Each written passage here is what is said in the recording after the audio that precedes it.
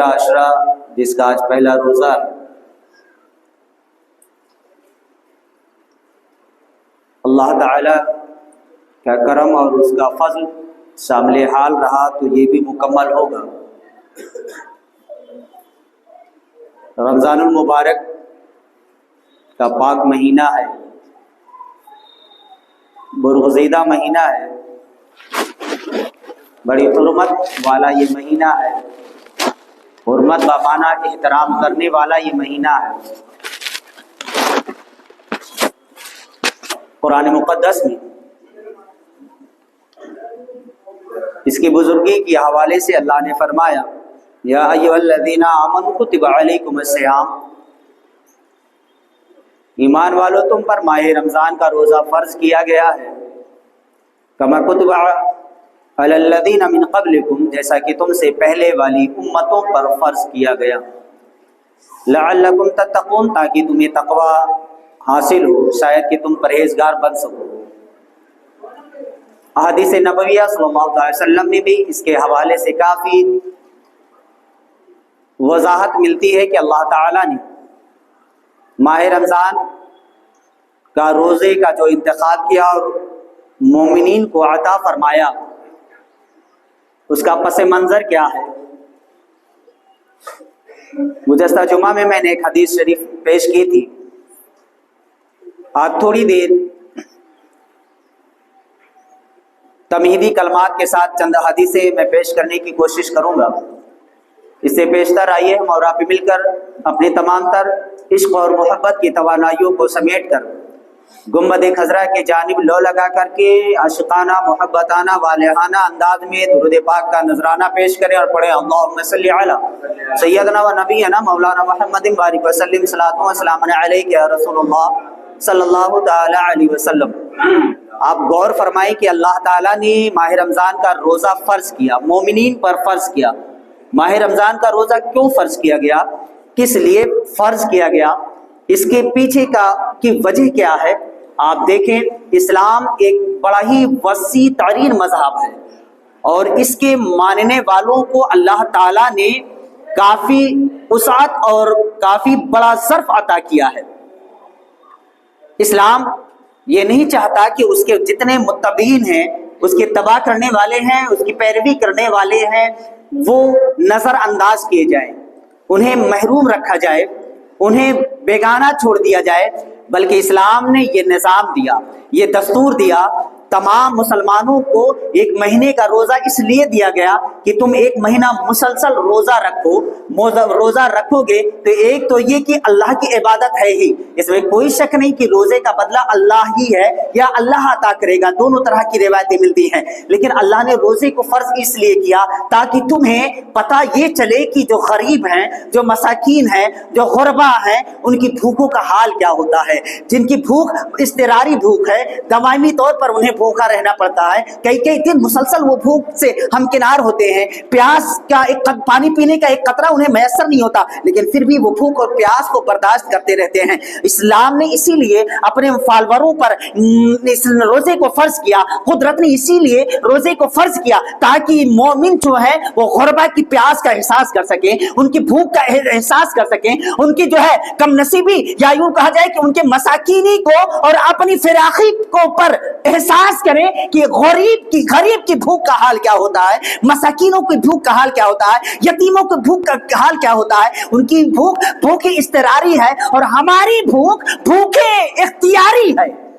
ہمیں اختیار ہے کہ ہم 2 گھنٹے 5 گھنٹے 6 گھنٹے 10 گھنٹے 12 گھنٹے کے بعد افطار کر ہی لیں گے، 12.5 13 گھنٹے کے بعد افطار ہو ہی جائے گا۔ ہماری بھوک اختیاری بھوک ہے، چند گھنٹوں کی بھوک ہے، پھر اس کے بعد ہمیں کھانا بھی مل رہا ہے، ہمیں پانی بھی مل رہا ہے، لیکن انہیں ذرا محسوس کرو اسلام کتنا بلیغ مذہب ہے، اسلام کتنا وسیع مذہب ہے، اسلام کتنا وسیع ترین مذہب ہے کہ اپنے تمام متبعین کو، اپنے تمام تر فالوروں کو یہ ذہن دیا جا رہا ہے، یہ ذہن سازی کی جا رہی ہے، تم ایک دن جو ہے 1 مہینے کا ایک اختیاری روزہ بھوکے رہ کر کے ان کم نصیبوں یا یوں کہا جائے کم مالدار یا یوں کہا جائے کہ یتیموں اور مساکینوں اور فقیروں کی بھوک کا احساس کر سکو، اسی لیے روزہ رکھا گیا۔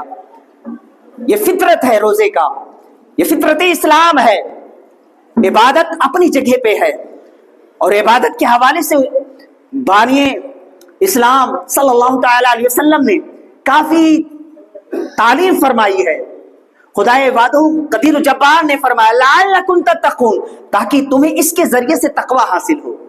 अब वो कैसे हासिल होगा, वो किस तरह से हासिल होगा? आज लोग तकवा किस अंदाज से हासिल कर रहे हैं? आप जानते हैं इफ्तार के वक्त में मस्जिदों में बगैर रोजेदार आ रहे हैं। रोजा नहीं होता लेकिन वो इफ्तारी करने आते हैं। मैं सिर्फ फकत इस गांव की बात नहीं कर रहा, हर किसी जगह मस्जिद का आप जायजा ले, कितने लोग बगैर रोजेदार रहते हैं, बगैर रोजे के होते हैं लेकिन इफ्तार करने आते हैं। कुरान में अल्लाह ने कहा लअल्लकुम तत्तकून, ताकि इसके जरिए से तुम्हें तकवा हासिल हो। फितरत ये रखी गई ताकि तुम गरीबों, यतीमों, मसाकिनों को भूखों का एहसास कर सको और तुम्हारा दिल बेदार हो सके, उनके तई मोहब्बत के लिए लबरेज हो सके, धड़क सके, तुम्हारे अंदर गुरबा परवरी आए, तुम्हारे अंदर मसाकिन परवरी आए, तुम यतीमों की और उनकी का ख्याल कर सको। इसलिए रोजे को का निजाम दिया गया। और साथ में तिब्बी तौर पर फायदा भी दिया गया। तिब्बी तौर पर फायदा ये कि अगर हम मुसलसल एक माह साल भर में रोजा रखते हैं तो हमारे जिस्म में जितने फासिद खून होते हैं, जिनके जरिए से खजुली खरास होता है ना, फासिद खून इस एक महीने के रोजा रखने से जल जाते हैं। जितनी फासिद चर्बियां हैं एक महीने के रोजा रखने से वो चीजें जल जाती हैं। ये इसका बातिनी या यूं कहा जाए कि तिब्बी फायदा रखा गया। लेकिन आज हम डॉक्टर को पैसा देने के लिए तैयार हैं मगर रोजा रखने के लिए तैयार नहीं है। ब्लड कैंसर हो रहा है, वहां हम लाखों लाख खर्च करने के लिए तैयार हैं, लेकिन साहब अगर करोड़पति अरबपति हो गए तो रोजा रखने के लिए तैयार रवादार नहीं है। अरे जी, करोड़पति अरबपति तो छोड़िए, आजकल तो जो लखपति हजारपति वो भी बस होटलों के जीनत बने हुए हैं। आज ही सुबह बाद नमाज फजर हमने देखा कि 7-8 मुसलमानों की झुंड टोलियां बैठी है और चाय चल रही है। मैंने कहा ये कि बाद फजर वाला इफ्तार है या वक्त मगरिब वाला इफ्तार? तो कहा ये तो फजर वाला इफ्तार है। हमने कहा इसे तुम्हारी इस गुफ्तगू को तो सोशल मीडिया पे भी डालना चाहिए ताकि आप दुनिया को पता चले कि फजर के बाद भी इफ्तार की पार्टियां हो रही हैं। ये हमारी ज़हनत आज की सदी में बना है, आज के दौर में है। एक दौर था कि अगर कोई बंदा रोजा वगैरह का इनकार करता ना रखता ना तो तादीबन उसे सजा मिलती थी। आप पढ़िए हदीस शरीफ तो आपको मिलेगा, इस सिलसिले में एक बयान मिलेगा रोजा तोड़ने वालों के हवाले से कि वहां पे फरमाया गया है कि अगर कोई बंदा रोजा तोड़ दे, छोड़ दे, रोजा ना रखे तो हाकिम इस्लाम उसे तादीबन सजा दे। वो भी तर्क कर दिया, उसने उसका इनकार कर दिया, उसका खून बहाना यानी कत्ल करना जायज है। नंबर 1 ला इलाहा इल्लल्लाह मुहम्मदुर रसूलुल्लाह सल्लल्लाहु अलैहि वसल्लम की शहादत। नंबर 2 फर्ज नमाजें, और नंबर 3 रोजा रमजान का रोजा। ये 3 चीजें हजरत इब्ने अब्बास कहते हैं कि वो इस्लाम की बुनियाद है और इस्लाम की तामीर इसी पर फरमाई गई। अब इसी हदीस में कहा गया कि जो इसे छोड़े उसका खून बहाना यानी कत्ल करना हलाल है। ये वसूल बाकी था मिल्लत इस्लामिया में। बादशाह इस्लाम, अमीर इस्लाम ऐसे बंदों को बुला करके उनका कत्ल नहीं, उन्हें तादीब दिया करता था। लेकिन आज तो तादीब देने का भी ये सिस्टम खत्म हो चुका है। कोई किसी को अगर झिड़की भी दे दे तो जनाबे वाला पुश्त दर पुश्त उसकी बखियां उखेड़ दी जाएगी और गालियों की भरमार किया जाएगा। आज कोई किसी को तादीबन भी कुछ कह नहीं सकता, नसीहतन भी कुछ नहीं कह सकता। अलमिया ये है, आज देखें कि रोजा अल्लाह ने हम पर फर्ज किया ताकि इसके जरिए से हम मसाकीनों की भूख का एहसास कर सके, यतीमों की भूख का एहसास कर सके, कम मालदार जो हफ्ते में 2 दिन 3 दिन जिनके यहाँ चूल्हा जलता था उनकी भूख का एहसास कर सके। हमें एक इख्तियारी भूख दिया गया, एक इख्तियारी भूख को प्यास से जो है गुजारा गया ताकि उनकी भूखों का हम एहसास कर सके। आज आप अगर आसूदा हैं, अगर आज आप जो है आपका पेट भरा है, आपका घर भरा है, आपके जो है अकाउंट भरे हैं, लेकिन जरा सी दुनिया पे नजर करो, अहले फिलिस्तीन इसी जमीन रुए जमीन पर है, अहले फिलिस्तीन इसी रुए जमीन पर अभी भी बसे हैं और उजड़े हुए हैं। आज उनकी पनागाहों पे भी बमबारियां हो रही हैं। उनके बच्चे किस कदर भूख और प्यास की वजह से बिलक रहे हैं। इफ्तार के वक्त में जो है उन पे हमले होते हैं, बच्चों को मारा जा रहा है, जवानों को मारा जा रहा है। तुम्हें एहसास से कम तरीका तुम्हारा हाल ये है, हमारी एहसास से कम तरीका हाल ये है कि हमें कोई फर्क नहीं पड़ रहा है कि मिल्लत इस्लामिया कहां से कहां पहुंच रही है, मिल्लत इस्लामिया को किस कदर से पामाल किया जा रहा है, आज इस्लाम का सिरादा किस तरह से बिखेरा जा रहा है। हम तो सिर्फ और सिर्फ अपने जो है अपने आशो आराइश में फंसे हुए हैं, सिर्फ अपनी जो सुकून और राहत में हम मगन हैं। और हमने ये समझ रखा है हम खुश हैं तो दुनिया खुश है, अगर हम दुखी होंगे तो फिर दुनिया दुखी होगी। हमने तो अपनी खुशी में कायनात की खुशियां समझ रखा है, अपने दुख अपने खुश को अपने जो है सुख को कायनात का सुख समझ रखा है। लेकिन इस्लाम ये नहीं है। इस्लाम ने तो रमजान का रोजा दिया ही इसीलिए है ताकि तुम्हें भूखों का एहसास, तुम्हें भूखों के एहसास हो सके, प्यासों का एहसास हो सके। और आज हमारे अंदर से ये गैरत खत्म हो चुकी है, ये इस गैरत को हमने पामाल कर लिया है। जाने मिल्लत इस्लामिया माह रमजान का ये दूसरा अशरा है। रमजान का रोजा फर्ज किया गया, फर्जियत तो छोड़िए, इकरार करने की जगह पर आज इनकार है। वहां जिसे तादीबन कत्ल करने की बात कही गई, हालांकि वो हर किसी को कत्ल करने का हुक्म नहीं है, नहीं तो पता चले तो कितने लोग धनक जाएं, कितने का कत्ल हो जाए। ये तादीबन है। बादशाह इस्लाम को इख्तियार है कि ऐसे बंदे को तादीबन छिड़कियां दे, वो थोड़ी बहुत सजाएं दे, ताकि वो बंदा दिन में खाने पीने से अपने आप को बाज रखे, रोजा रखे। जाने मिल्लत इस्लामिया माह रमजान का ये दूसरा अशरा, पहला रहमतों भरा मुकम्मल हुआ, दूसरा चल रहा है। दुरूद शरीफ अर्ज पेश करें तो मैं अगली हदीस पेश करूं। अल्लाहुम्मा सल्ली अला सय्यदना नबीना मौलाना मुहम्मद बारिक सल्लम सलातो व सलाम अलैहि या रसूलुल्लाह सल्लल्लाहु अलैहि वसल्लम। इस महीने की ये भूख और प्यास मैदान क़यामत में रोजेदार जो आज, चूंकि ये साल तो नर्म मौसम है, प्यास का उतना एहसास नहीं है, लेकिन कुछ तो एहसास है ही। और अगर एहसास ना हो तो फिर रोजे का मजा ही कहां, रोजे का मजा ही कहां।